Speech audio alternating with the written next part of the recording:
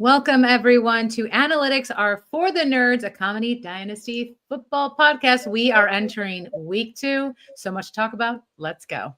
Pick it up, pick it up, pick it up, pick it up. You see the drippy, I'm fitted up. Hop in my car and the giddy up. Secure the bag, yeah, I get the bag. Did you know that Al Capone is the reason we now have expiration dates on milk? Huh? Expiration dates. He did have plans to move into the dairy industry. Take over. He decided to kill people instead. Very clear 101 in this biggest foot in the mouth draft. And the 101, it's very clearly Rex Ryan, because that guy has definitely put some feet in the mouth. That's so good. 100%. Guy loves feet, his white feet. Good. Big feet. Lots of feet in Little the feet. mouth, I'm sure. So many feet.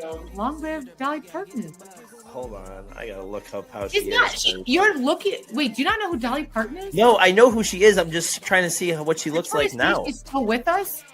No, I want to see what she looks like now because, like, 10 years ago, I would have. Oh, I still would. 100% still would. Absolutely. How old is she? She's got to be like 80, right? Are you judging me? I can't see you because I'm looking at We have Google. that ticker. Let me see. Oh, Third you're round, a late third round Josh Allen. What do you do? Look, the Doritos.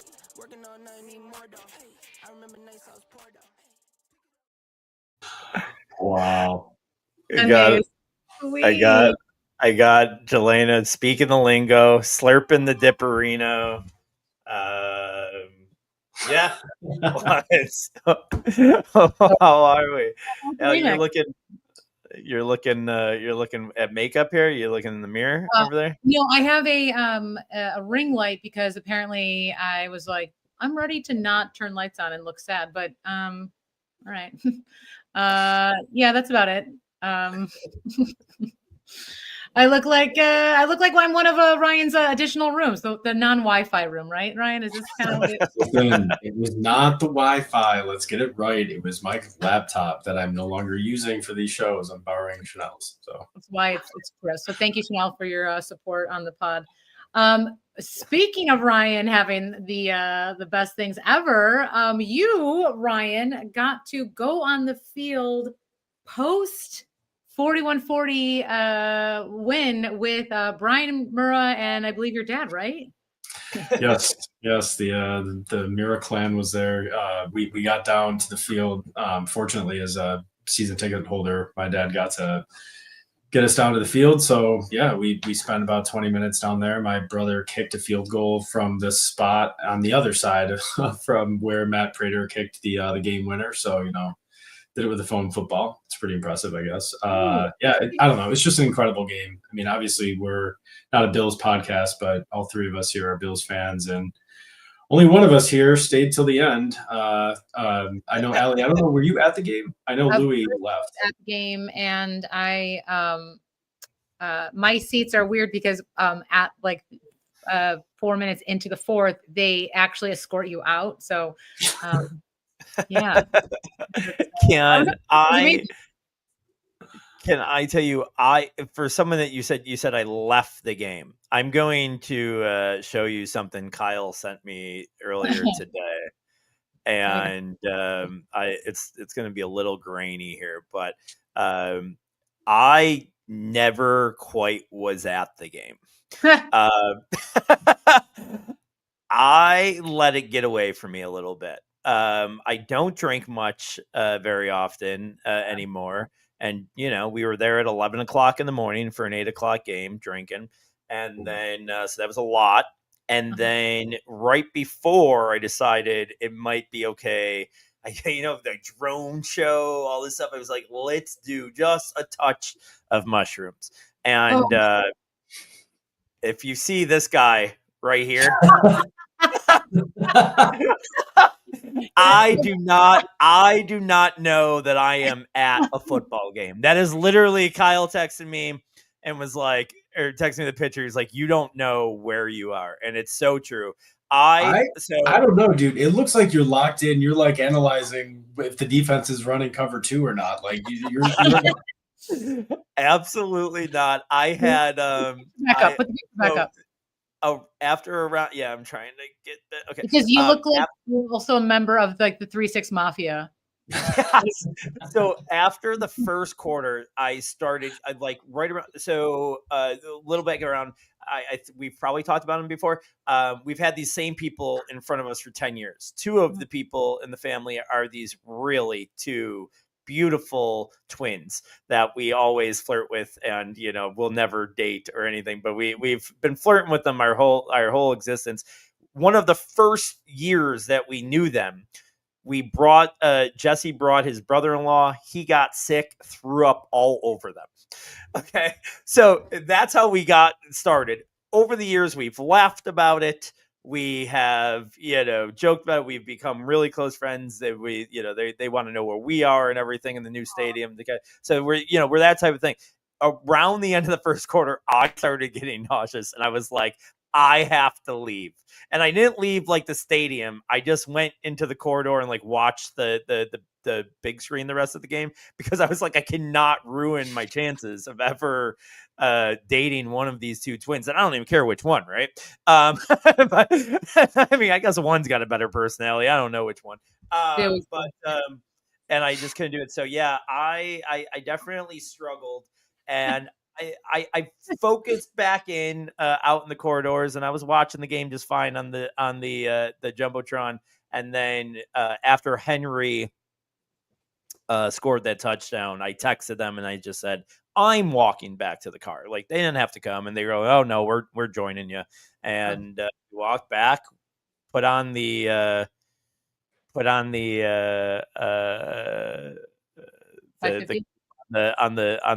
the phone all the way back, and made it right to my house as the game-winning kick was going through. So honestly, not the worst decision still.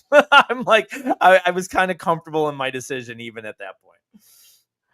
Now, follow-up question now to Ryan. Ryan, as a father of twins, how grossed out are you that one day Louis going to think one is super cool and one sucks? Like, how does it really makes me feel great when he's like, yeah, I don't even care which one. Like, come on.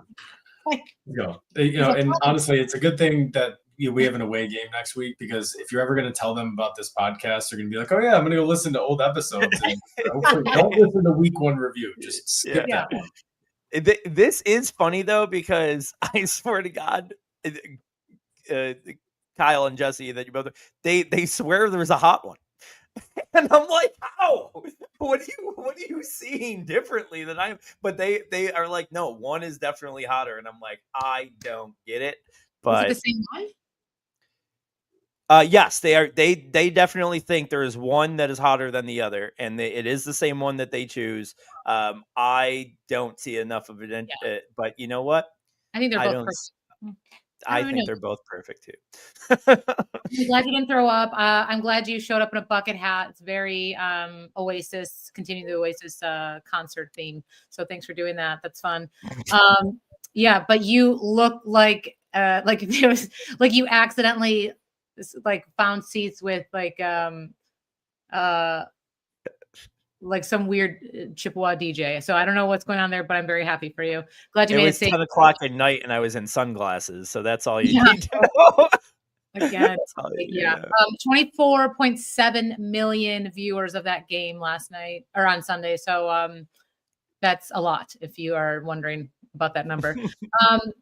So here is the thing. We are gonna have some fun today. I need you guys to help me out with this everything and nothing, because I hope you feel the passion that I do about certain things.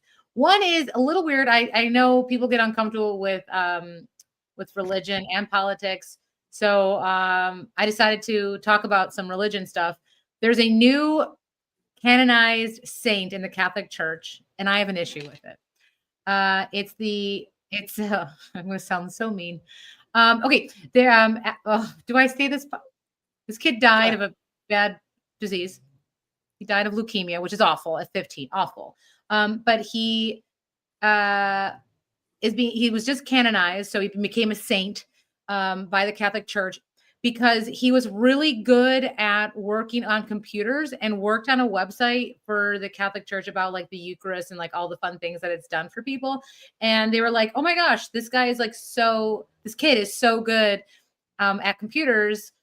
And we should make him a saint. So then he got leukemia, again, awful, passed away. And then they were like, you know what? That was some good free labor. Let's make him a saint. So now he is a saint. He's the youngest saint ever, first millennial saint. And they have like picture, like it's just it's so weird and uncomfortable. And like people are now like devoting themselves to, like you can get a relic of someone. I don't know if like a keyboard key is like a relic. I have no idea.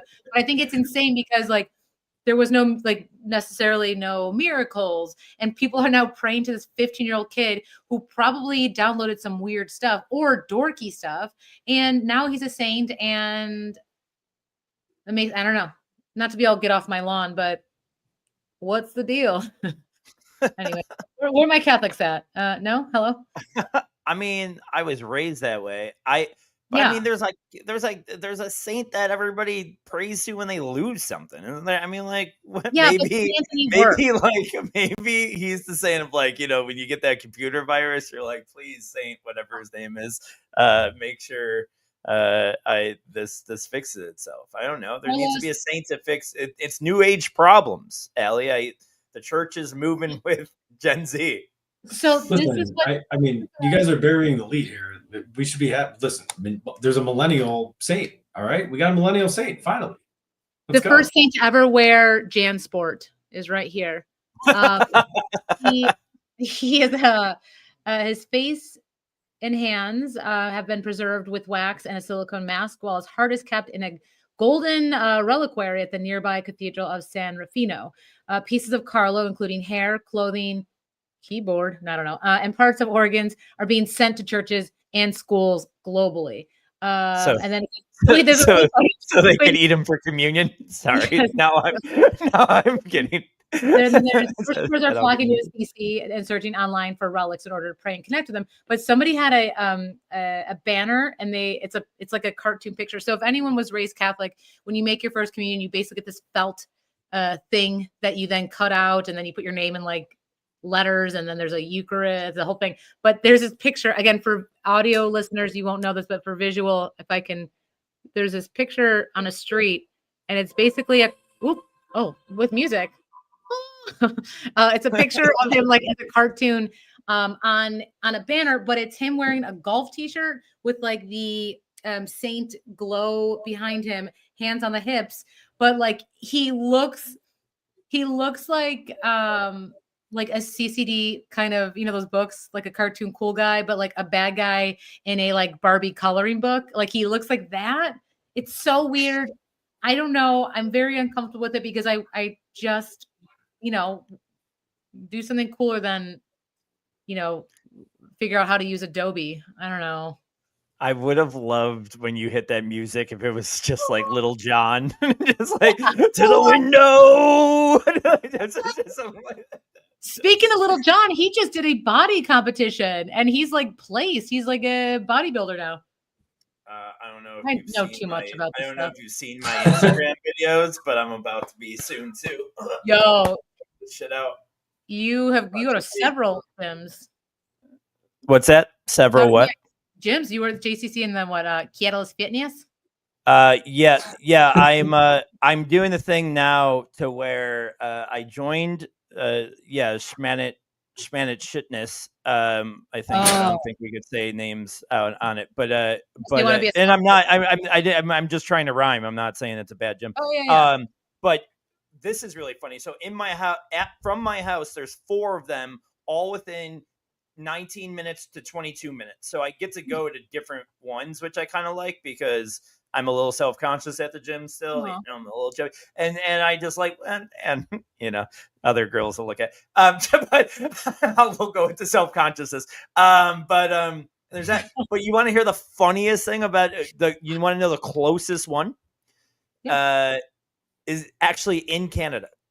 What? On a day that I can, where there's no bridge traffic, there's one right over the Peace Bridge so that I can get there in 10 minutes. Pretty crazy. Whole When nother you country. do that and you come back on the border, they are going to strip search you. It's not even I chicken. will be sweaty. I Oh will man, be it's gonna sweaty, it's and I gonna be do great. not think they want to do that. You get to the border and they say, "Do you have anything to declare?" And you're just like, "These guns." Oh, oh no.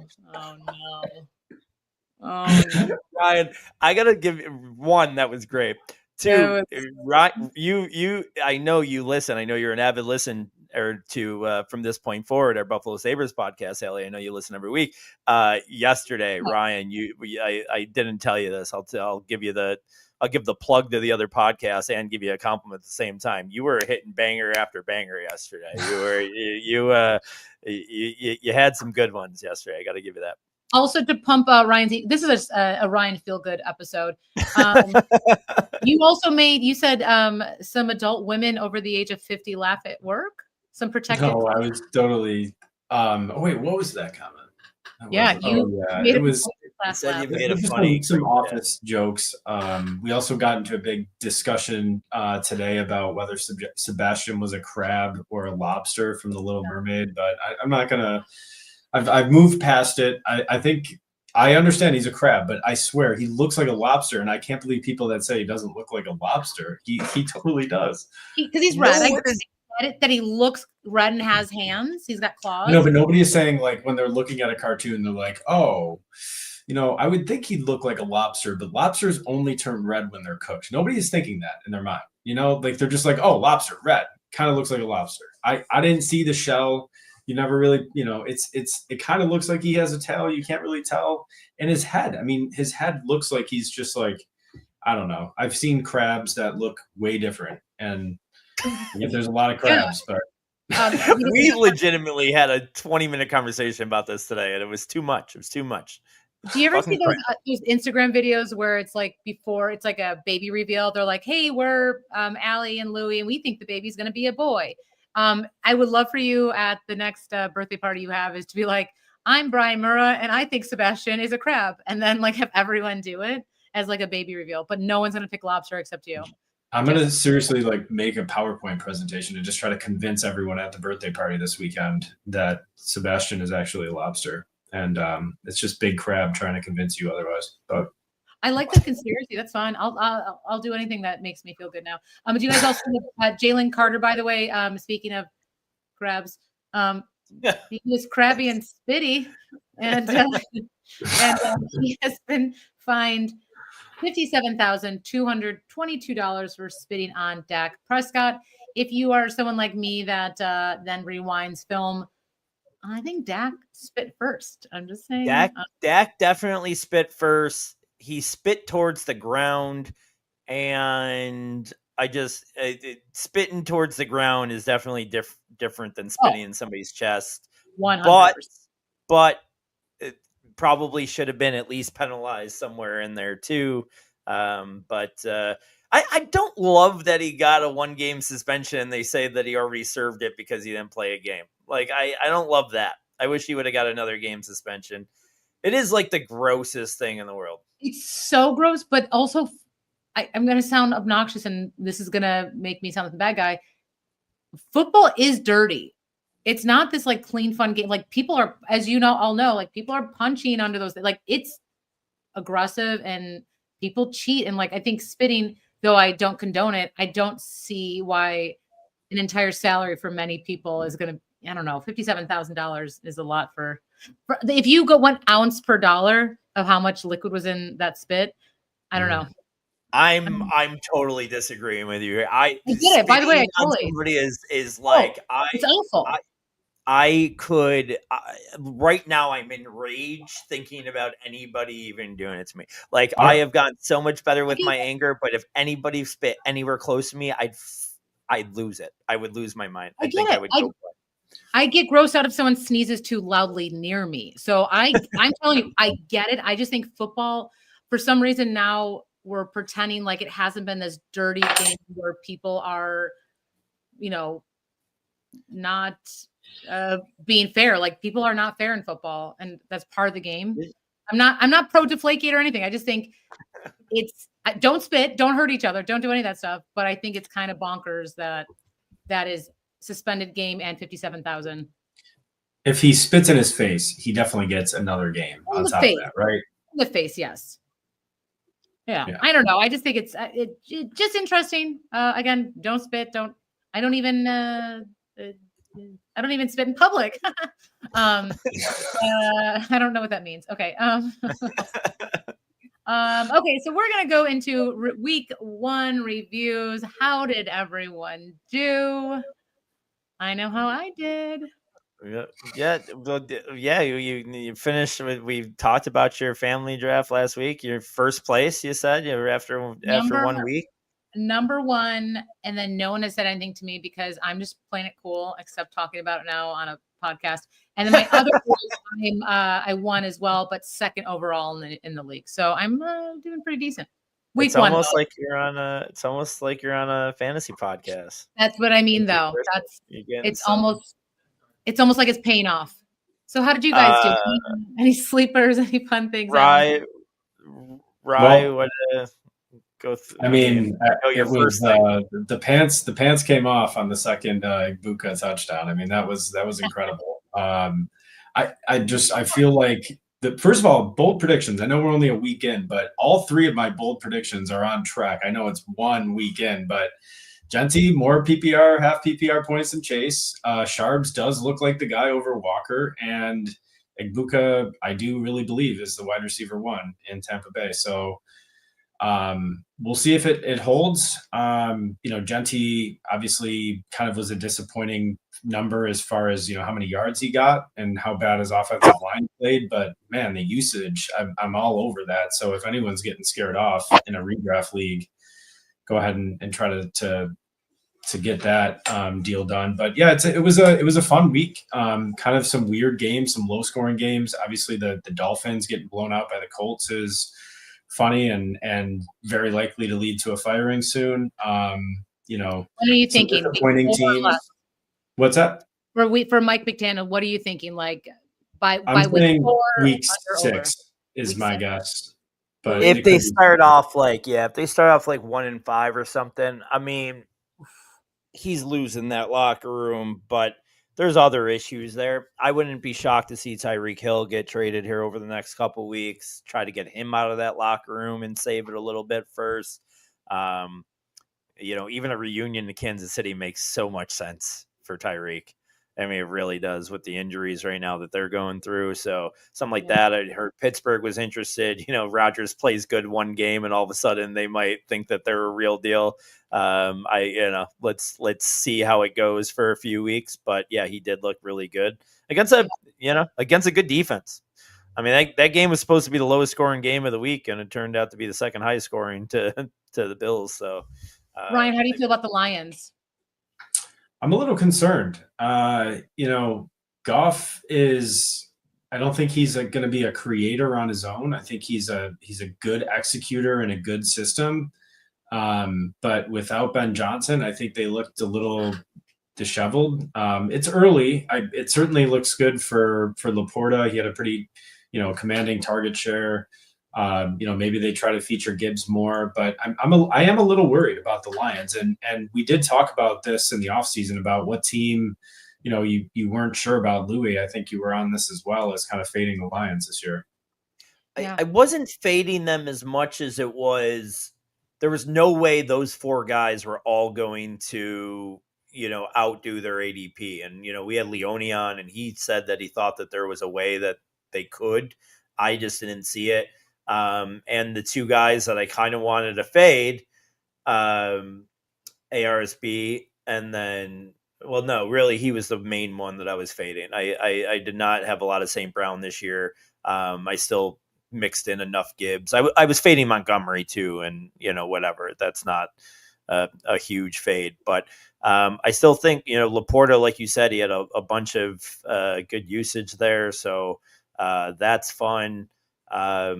I got a couple things here just on like my portfolio that happen. I have a team in 250th in the big BBM, so maybe we're a couple weeks away from back up in the top of the leaderboard. But this year, with those season prizes like that, just being in 250th, I think has me at like a $400 or $500 prize there. So that's my best team. But I'm advancing 25%, whatever. I'm not trying to get crazy there, but I'm advancing 25% BBM, 27% big board. The coolest thing is that I finished first in both my big eliminators. And then out of 114 little eliminators, and I ended up getting like 70 through. So I mean, anything over 50%, obviously, because half the field got eliminated there. So it was top 6 of 12 moved on. So anything over 50% is great. And now each and every week for those is a one-on-one matchup, which is awesome. Like you're literally going to be, I'll be paired up against all those leagues against one guy, and those will be fun sweats. So overall, a good week. I mean, I got to the Buka train late, but I have plenty of them because of Ryan and other influences. So that was cool. Some high stakes, bad luck. Couple of my main events in FFPC didn't do great, but yeah, I mean, in my dynasty portfolio specifically, obviously, I have a lot of Josh Allen, and that was a good week. If you had Josh this week, you pretty much won a lot of games. So a lot of weird stuff that I'm sure we'll talk here through the week 2 preview as we move on.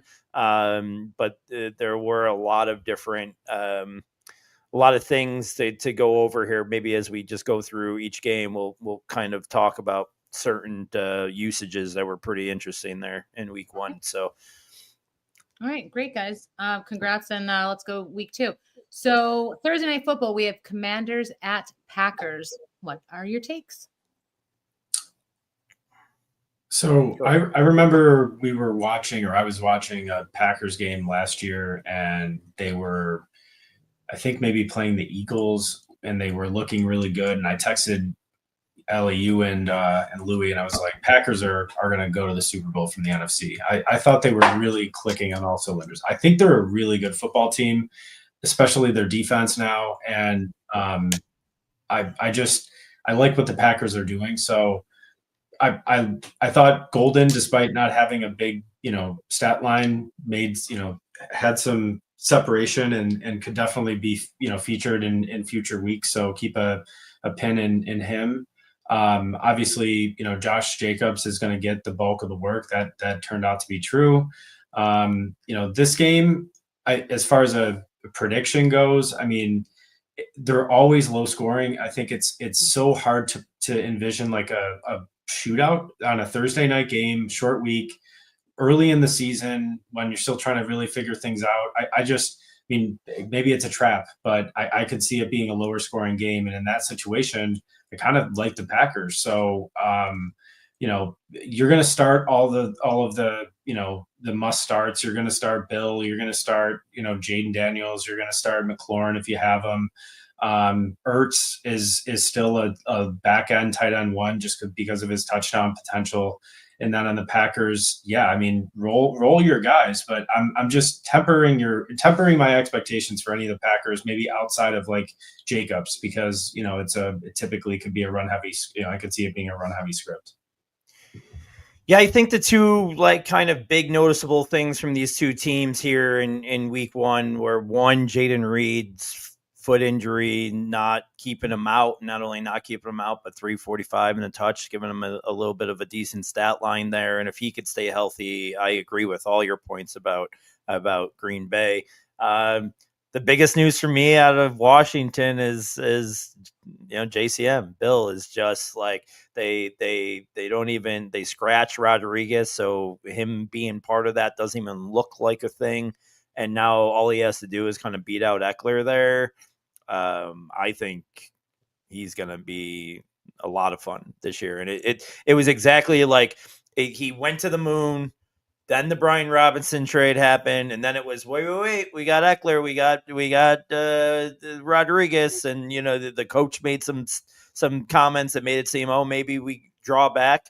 And I don't think so. I think he's going to the moon. I think he's going to be a great play going forward. So love what we see in there. Yeah. Game 2 will be Giants at Cowboys. Ryan? So, first of all, I feel like it's only a matter of time before we see Jackson Dart. I was thinking it would be sometime in and around or maybe even after the week 14 bye. But man, if you had to ask me now, I think I'm putting it the over-under on week 8, and I'd take the under. I just don't think Russell Wilson's going to cut it. And from what you saw in the preseason, Dart's going to start to outperform. But with that said, this current matchup, I mean, I really was impressed kind of with what the Cowboys did. I understand that, CeeDee Lamb had dropped some passes and Pickens wasn't fully involved, but I think there's some meat on the bone here. I think the Cowboys are going to win pretty easily.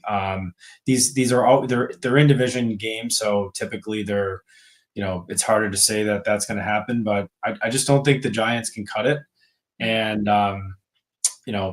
unless and until they figure out this quarterback situation, which in my opinion is such a clear. Let's see what the kid has. I mean, what are you waiting for? He looked good enough in preseason, I think, to warrant starting. But for now, temper expectations on Giants. I'm not starting Tracy if I can get away with it. On a close call, sure, throw him in a flex. But for Cowboys, you have to go back to the well with Lamb. I think you have to go back to the well with Pickens, and you drafted him high enough that you have to give it another shot.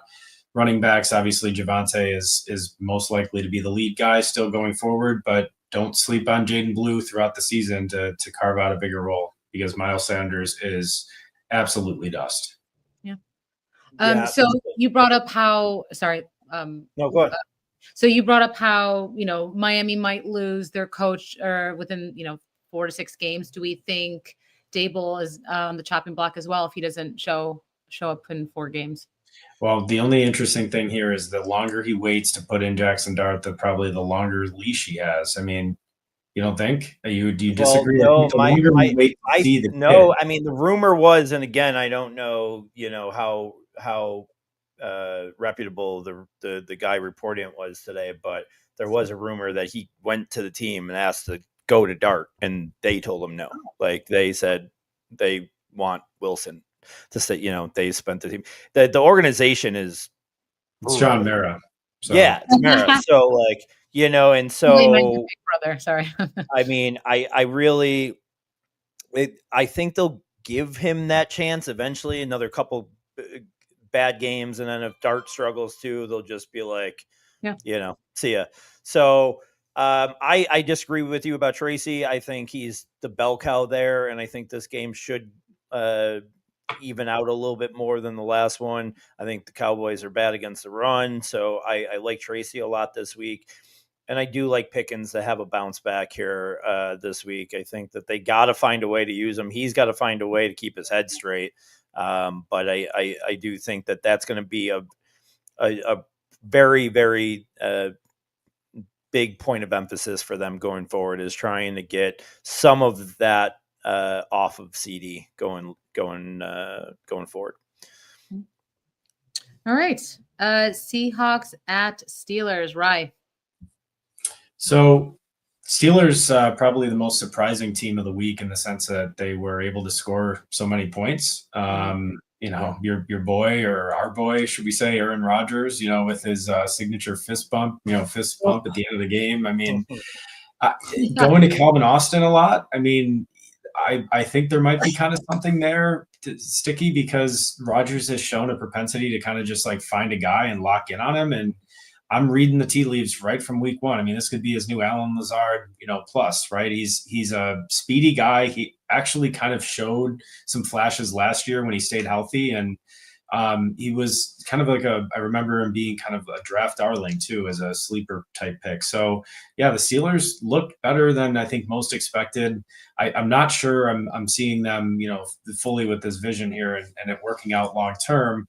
The running game Jalen Warren was the was the lead back, but man, what was up with Kenny Gainwell going in there over Caleb? They must really not, I understand he looked pretty good.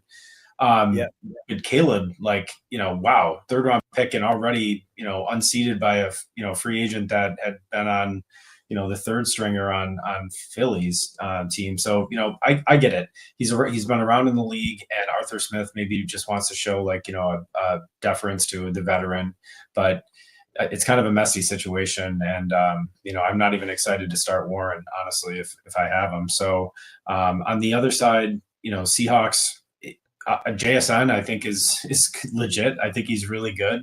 And I'm excited to see what he can do the rest of the season. I think he's going to can continue to get peppered with targets. This is a Charbonnet team. I'm telling you, he is preferred right now. He's the RB1 in Seattle, and he is a really good running back. We really liked him coming out.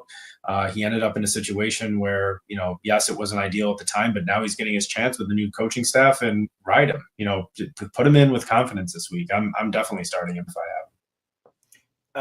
him. It's still I'm going to wonder whether or not it's Walker's injury that's having a part in this, but for sure Charbonnet had RB1 exposure there in week 1. So I agree with you. My JSN bags are heavy, and I've been talking about them very, very much on this podcast. Fought with the Go Bills guys on it when they shit on a vet for drafted them, and the one in the Scott Fish Bowl they were doing all that stuff. So I've always been big on him. I loved what that looked like. The Steelers, the last 3 weeks I've had a mention on this podcast. I've been all over Gainwell. I think I have a tweet from a couple days before the season saying week 1 waiver wires, I think one of the surprising names is going to be Kenneth Gainwell. I just saw it coming. Caleb Johnson cannot block, and they don't want – one, I hated the player, but two, if you can't block, you're not playing for Mike Tomlin, and I don't see it happening anytime soon. So, he might get an opportunity if that room struggles, but I don't think you see that right now, and I would attack Gainwell on the waiver wire. All right, let's go. We got to blow through these a little bit quicker. I'm sorry. Rams Titans. Louis, why don't you go first on this one? Rams Titans. Stafford didn't look brutal. Obviously, everything's going through Puka. I would be a little bit leery of even Adams at this point. Kyron had his regular share. Cam Ward, whatever, 1 week, but he was the Cam Ward I said that we were all going to see. I don't love the player. Negative points in fantasy. Obviously it won't stay that way. I think he'll get a little bit better, but this might not be the week. I'd be fading him. Alec Eomanar is getting a lion's share of targets. He didn't have a huge game, but he was first read option quite a bit. He did have a lot of targets. That is a guy out of these 2 games I'd be or out of that game that I'd be wanting to start this week over a lot of guys that you would be surprised to hear.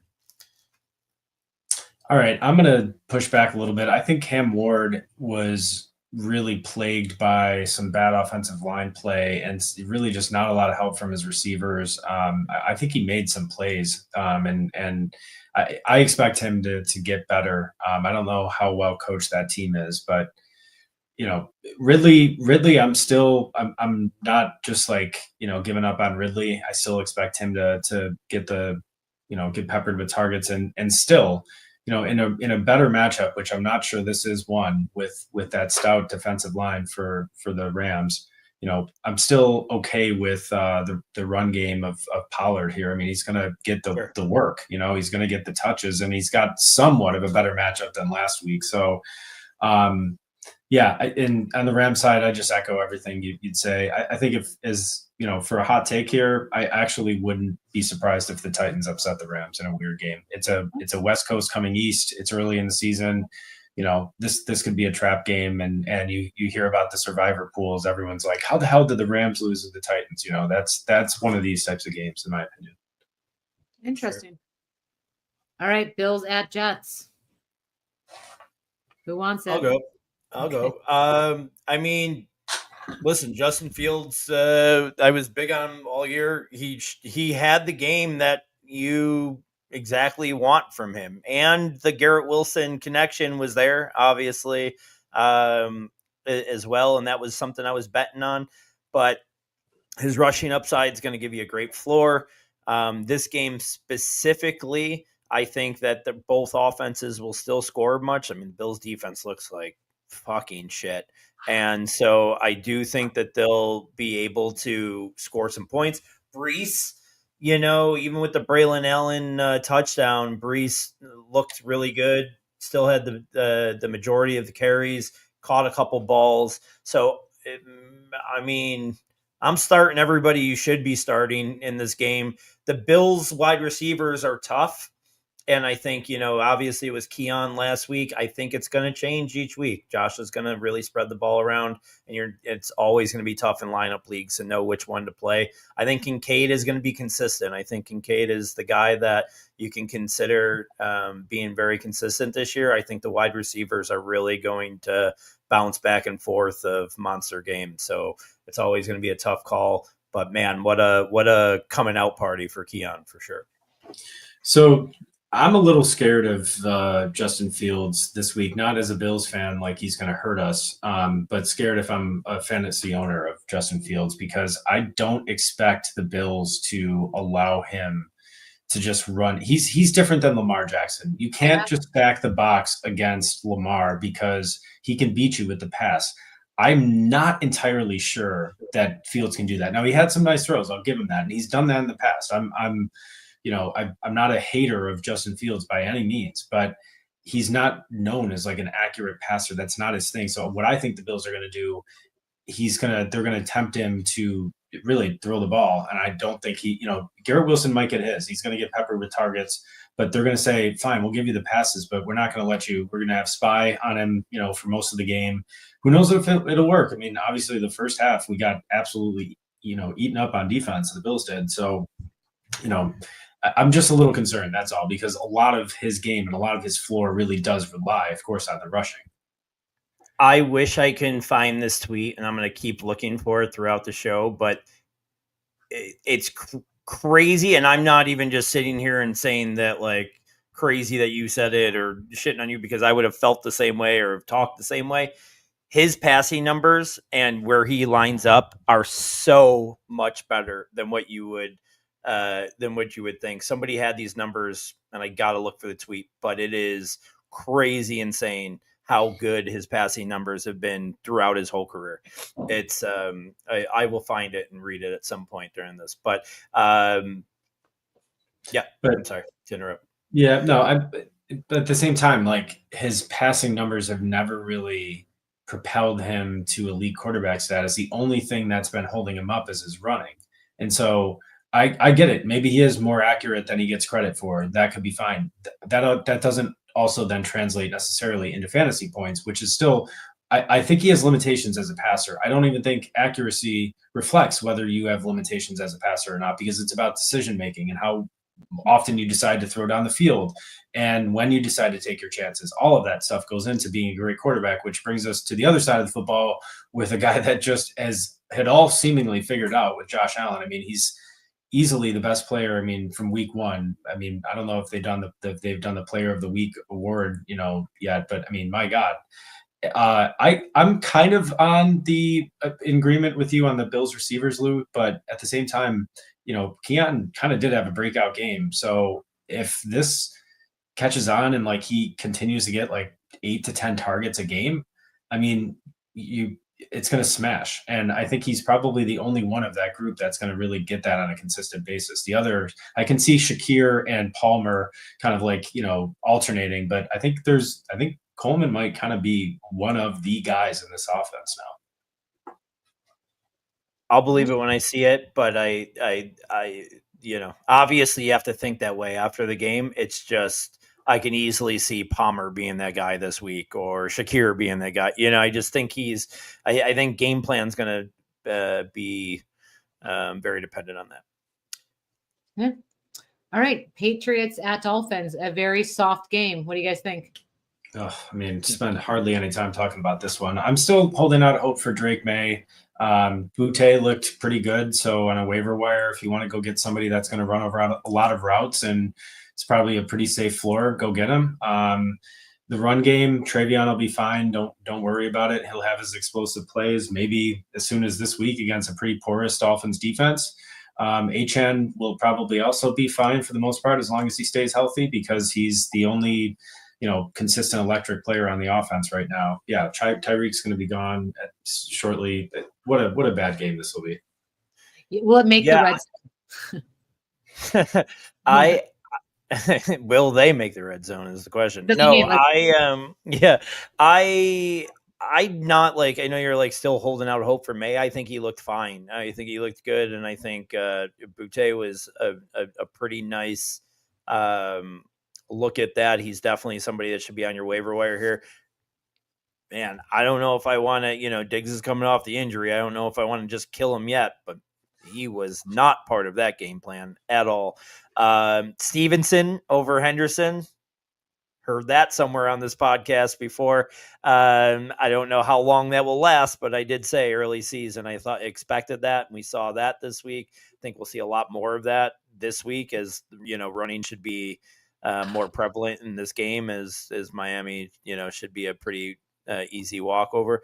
You got to keep playing Achane. You got to keep playing Waddle. I'm not playing Tyreek Hill right now. I'm playing Waddle over Tyreek Hill straight up. If you gave me the choices as straight up, no other, I'm playing Waddle. So that's where I stand on that. But yeah, it's a pretty much of a shit show. They are strong enough offensively that like you just never know which week they might just turn it on and be all right. But I don't think it's going to be against a Mike Vrabel defense.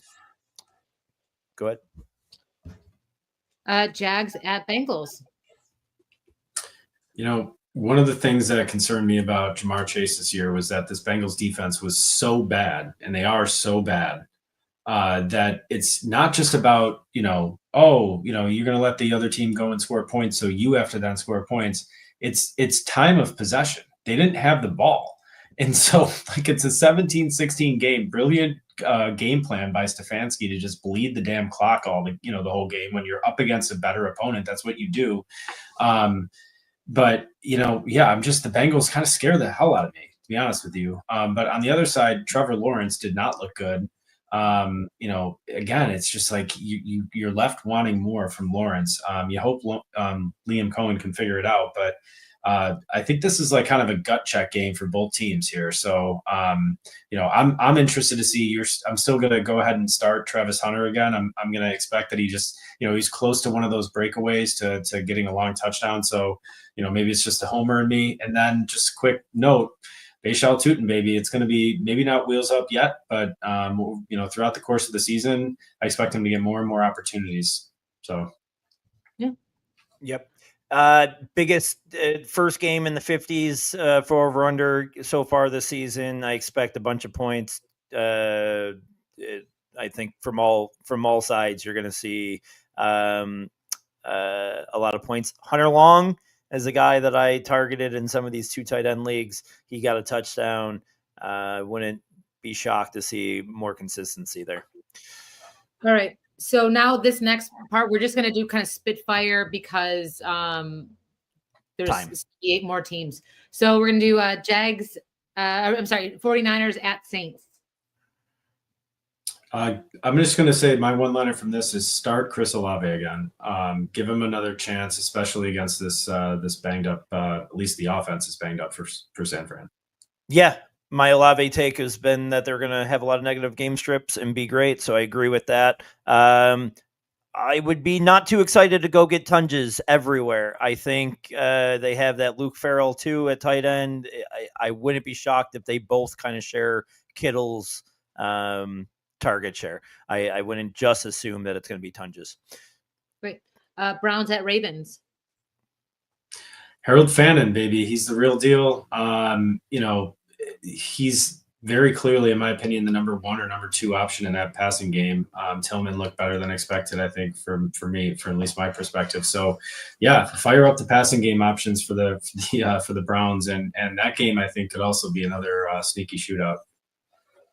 Have no idea how DeAndre Hopkins was going free in drafts, especially at the end of the year. Just felt like a guy that this team was going to use quite a bit. He didn't have much action against the Bills, but obviously the great catch, and I just think they'll start using him more. Hopkins, to me, is somebody that's going to be useful for most weeks here. Great. Bears at Lions. Man, this game is hot. I wish it were not a 1 o'clock game. I wish it were a primetime game. How is it not? Yeah, I'm a little bit worried about Caleb Williams, excuse me. Despite his fantasy performance last night, I just don't know if the guy's got it. I'm starting to doubt it a little bit. But Lou, any thoughts? I love him. I think this only grows under the new coach here. Odunze looked good yesterday. Got in the end zone. Moore looked great, and DJ Moore got some rushes in the backfield. I might have been too slow on him because he might, if he starts getting some rushes too, like he might be a big time fantasy player this year. But I like everything else. Loveland needs to, obviously it looks like needs some time, but we'll see. That can change really quick in the scope of things.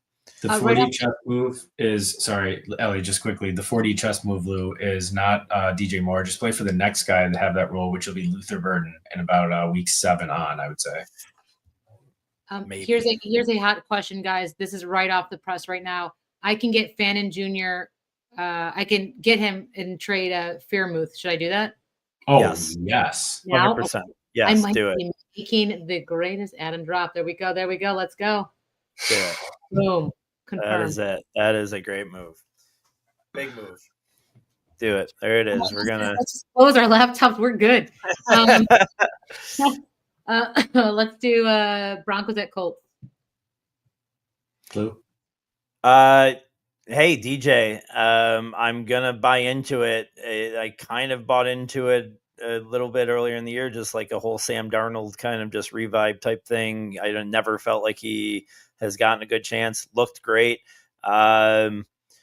It's going to be kind of one of those Bills things, though. I mean, Downs didn't look great. I think Warren's the must start every week here. Taylor looked good, couldn't get in the end zone, but looked good. The wide receiver is going to be tough to choose. Who are they playing? Sorry, Colts and who? Broncos. Colts and Broncos. Broncos. Yeah. I'm still on Dobbins until I see Harvey do it. I think I need a couple more weeks to see Harvey really take more of it. I think it will happen eventually, but I think Dobbins is the guy to have there right now in the backfield. I will never, ever, ever believe in Daniel Jones, no matter what. I don't care if he steps out there and looks like he did against a pathetic Miami Dolphins defense. I just cannot believe that guy is a decent NFL quarterback. I've seen him be not that for too long. So I get it. It was a good week. Good for the Colts. I thought at first you were talking about TJ Giddens, and I was like thinking, yes, it's nice that he's the backup, but it's all garbage time. JT obviously to ruin his usage. But on the Broncos side, yeah, obviously Dobbins was a great pick all along. But Harvey's going to continue to get worked in. He's explosive, and there's going to be some weeks where he's got the big flashy stat line. So be patient. It may be hard and frustrating in redraft to pick the weeks, but hold out hope if you have them. All right, Panthers at Cardinals. Benson, I'll say that. I think he had a little bit more. He had the big run. I think that they'll be using him a little bit more. He's fun. Panthers. Tet did what we want him to. Bryce Young not looking good for week 1. Let's hope that changes here soon. But Tet to the moon. I think I'm a little bit more invested in Benson than I am Connor, and keep it at that. I love how every game this week has a theme. We got short quarterbacks here. We have Eagles Chiefs Super Bowl rematch. We got Bears Lions. We got these teams. Both I think are just like they have to be so frustrating to their fan bases, right? Like if you're fans of these teams, you're like like what these damn teams. I don't know. Marvin Harrison, I think, is still a good bet to catch a touchdown because apparently Trey McBride is allergic to those. Or wait, did he catch one this week? No, he didn't. McBride did not. No, he didn't. Still has only 2 in his NFL career, right? Oof. Correct. So less kids than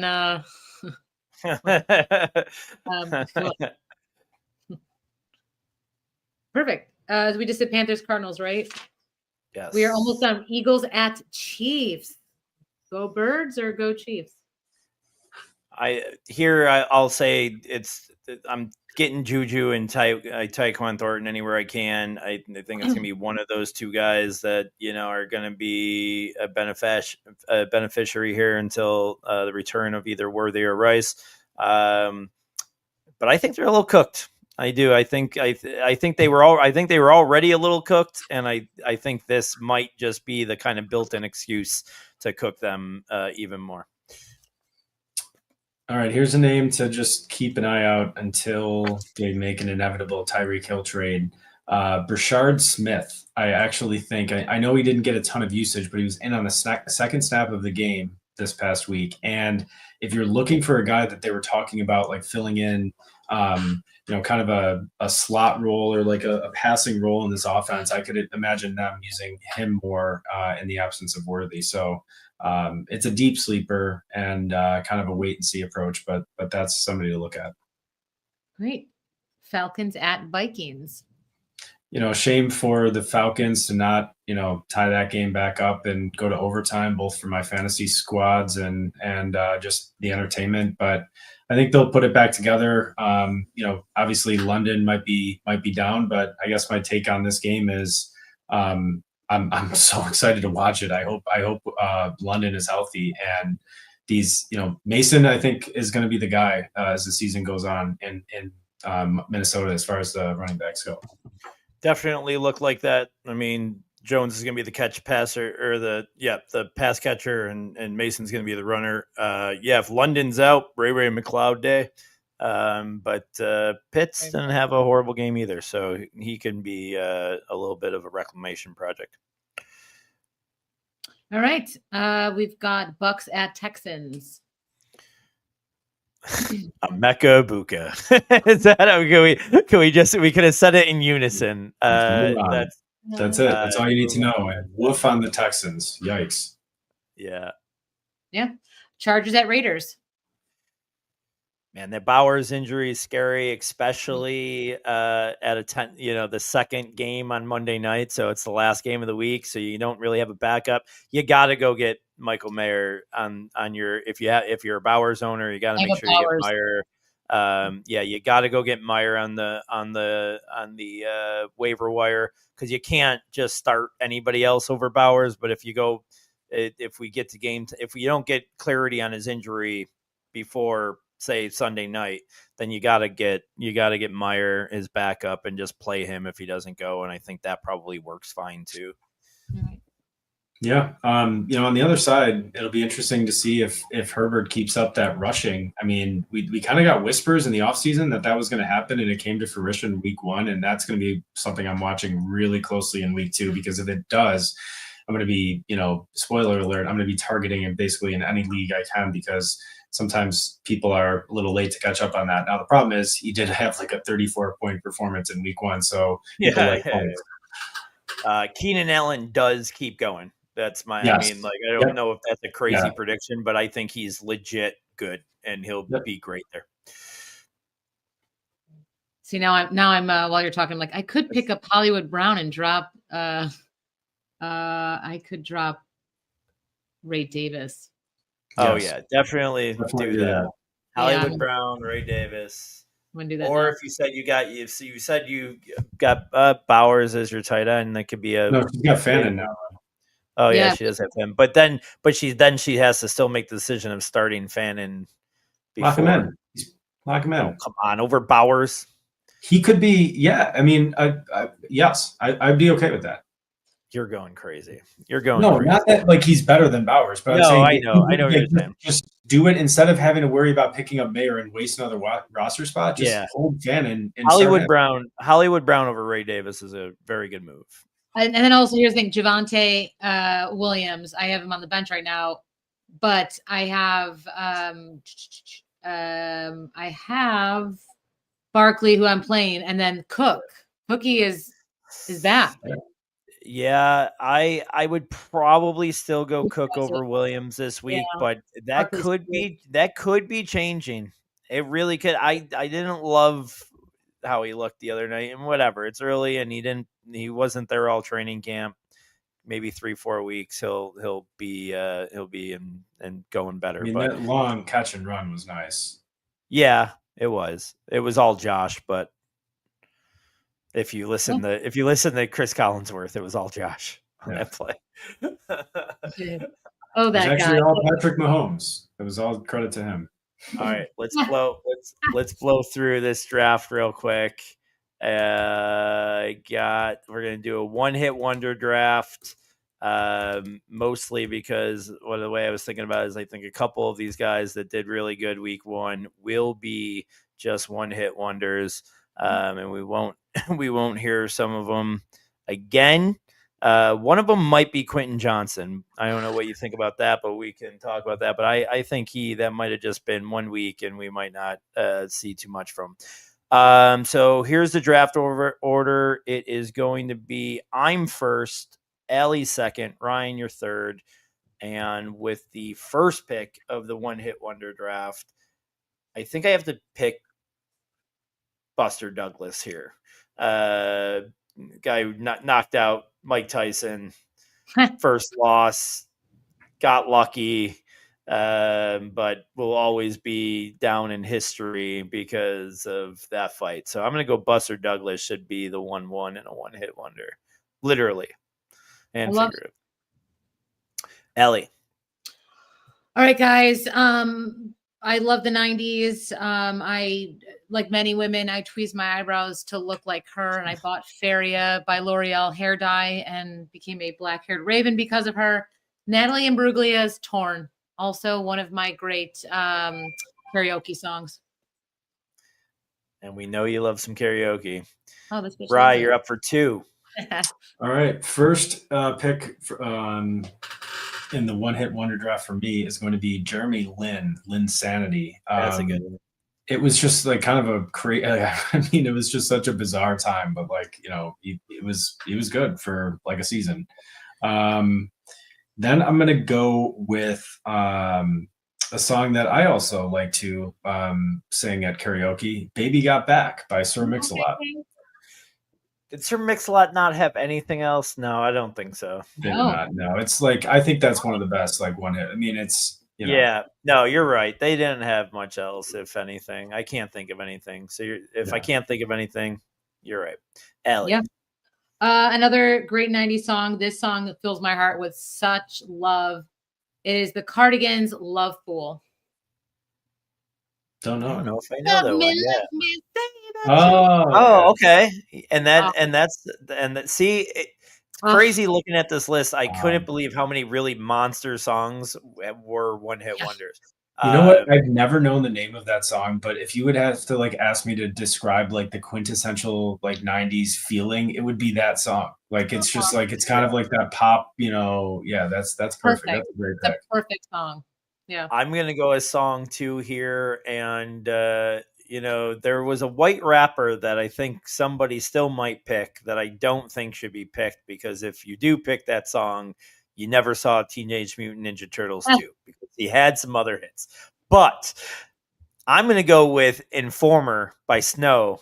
Do up and some of the blam. I said a boom boom down. Yes. That guy. Yes. It was the best. He was like a white reggae Yes.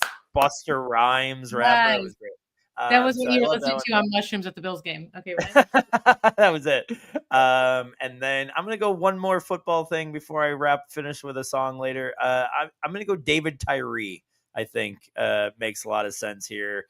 Makes the big catch in the Super Bowl against the Patriots, and I don't know if he made another NFL catch after that, so I will go there. It's me now, right? So my pick is when you get that kind of high five that is so perfect and it's like loud and it's just like, oh, and it's so good. And you're just like, yes. It's like so, woo. And it's That's like really elbow to good. elbow. That is like, wow. So that is one of my favorite one-hit wonders. Yes, That's and good. for us white people, it's very hard to get that right. So I get the feeling of when it crushes, you're like, when fuck you finally yeah, get it man. right. You like Okay. smile to yourself a little bit and you're like, oh my God. You're like, did you guys hear that? Yes, it is. clap? Did you hear those acoustics? All right. My next pick is the one and only Peyton Hillis. You might wonder, who the hell is Yeah. Peyton Hillis? The guy was on Madden. How does that happen if you're not like an elite player? But man, that guy had one good rushing season, and I don't know how they decided that. I mean, was it a fan vote? I don't know what happened, but yeah, Peyton Hillis was a one-hit wonder for sure. And my fourth and final pick in the one-hit wonders draft, I've definitely picked this in other drafts before because I love this show, but it makes sense. Freaks and Geeks, only one season. That's good. You know, a really great show that should have probably had more, but you couldn't ever replicate it because they all grew up and it wouldn't have had the same, maybe it was perfect that it was only one season. But that's my pick. Great. I have an idea to do one, but I will save it for Louis. So it has to do with hitting a bong, but you take it. Yeah.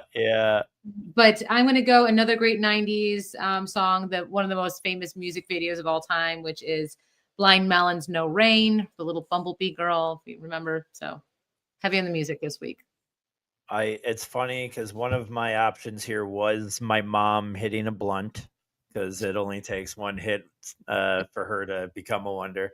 That would have been funny. I did think about that. I try to think of something sexual that wouldn't be weird, and I couldn't come up with the right joke there. There probably were some football players I could have used for this, but that would have been out of taste. So I'm going to go with song, and there's some good ones here. I'm finishing it up so I can say the other two. Tainted Love would have been good. Take On Me, Take On. I love both of those, but I'm going to go with Who Let the Dogs Out. Oh, how did I not We think that? still all sing it. We still all say it. It's something that our kids will be knowing. Yep. Yeah. No, Louis, I'm so embarrassed because my daughters absolutely love that song, and we constantly listen to that song. So yeah, Eiffel 65 on Blue, another one that just came out. Oh, that's a good one. That was a good one. But like, I don't know. Maybe there was a time when it was on the radio 7 million times, but I don't think, like, even today, I'm like, when the Who Let the Dogs Out, I'm like, I'm not annoyed by it. On Yeah. Blue, I feel like That song gets was under my skin Blue. at this point. That's what the 90s thought the 20 times we're gonna feel like was like, maybe it kind of was. It was a precursor to some of the house music. I don't know. I had OMC's How Bizarre, which is another great song. Yep. What Is Love by Hadaway, and then Come On Eileen by Dexter's Midnight Runner. Those are all good ones. Classic. But yeah. Awesome. Great. Everyone, thank you for listening to Analytics Are For the Nerds. You can subscribe, do all that fun stuff if you'd like. We are going to talk about week 3 next week. Who would have not thought that? Thank you for listening. Good luck, everyone, in your fantasy, and have a great weekend. Thank you.